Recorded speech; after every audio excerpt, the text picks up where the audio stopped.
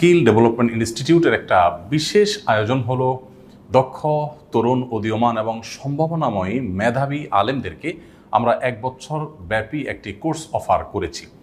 সারা দেশ থেকে 100-রও বেশি মেধাবী তরুণ আলেমরা আমাদের কাছে আবেদন করেছেন। তাদের মধ্যে থেকে 20 জনকে নিয়ে আমরা এই প্রশিক্ষণটা শুরু করেছি। আর এই কোর্সের নাম হলো post graduate diploma in Islamic দাওয়া। এই post graduate diploma in Islamic দাওয়াতে যে 20 জন প্রশিক্ষণার্থী আছে তাদের দেখভাল করে থাকেন মাওলানা খালিদ, তিনি তাদের তত্ত্বাবধায়ক আছেন এবং এদের প্রতি সপ্তাহে কমপক্ষে 2টি করে ক্লাস আমি নিজে নিয়ে থাকি এবং আরও বিভিন্ন বিষয়ে ক্লাস হয়ে থাকে। আপনারা দেখতে পাচ্ছেন এখানে অনেকগুলো কম্পিউটার রাখা আছে এবং পাশেই কিন্তু তাদের ক্লাসরুম।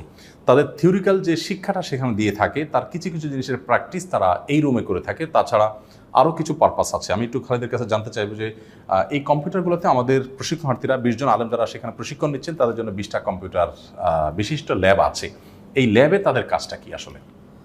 ল্যাবে আমাদের কাজ হচ্ছে যে আমরা তাদেরকে কম্পিউটারে টাইপিং শেখাই, যেন তারা রিসার্চটা করতে পারে ডিরেক্ট আধুনিক পদ্ধতিতে। তার মানে অনেক আলেম আছেন যারা মেধাবী, মাদ্রাসার ছাত্র হিসেবে ভালো, তাদের ফলাফল ভালো, কিন্তু কম্পিউটারের বেসিক বিষয়গুলো তাদের জানা নেই।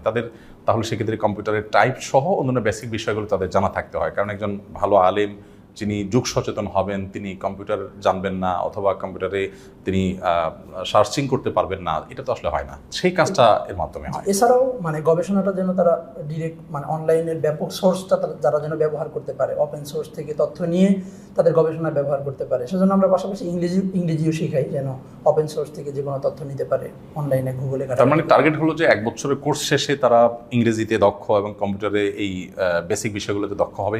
এর বাইরে আর কি কি বিষয় আমরা এই দাওয়া ডিপ্লোমাতে শিখাই থাকি? এছাড়াও আধুনিক যুগের চ্যালেঞ্জ মোকাবেলা করবার জন্য আমরা তাদেরকে বেশ কিছু বিষয় শিখিয়ে থাকি।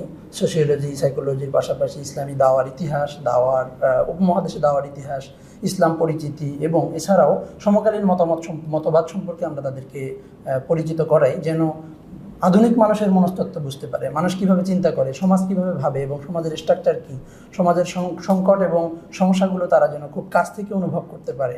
এই জিনিসগুলো আমরা তাদেরকে শিখাচ্ছি, যেন তারা সমাজে গিয়ে অত্যন্ত সুপরিকল্পিতভাবে, সুশৃঙ্খলভাবে দাওয়াতি কাজ করতে পারে এবং নিজেদেরকে প্রাজ্ঞদায়ী হিসেবে সমাজে উপস্থাপন করতে পারে। সে সাথে ফিলোসফি, দর্শন যেগুলো প্রচলিত আছে, যেগুলো ছিল, উপমহাদেশে দাওয়া কিভাবে এসেছে, গোটা পৃথিবীতে কিভাবে ছড়িয়েছে, আমাদের সংকটের জায়গাগুলো কি, সম্ভাবনার জায়গাগুলো কি, সব মিলিয়ে শেখানো হয়। তো সোশ্যালজি, সাইকোলজি সহ আরও যে সমস্ত বিষয়গুলোতে সাধারণত আলেমদের খুব বেশি একটা দক্ষতা থাকে না, সেগুলো কিন্তু এখানে আমরা দেওয়ার চেষ্টা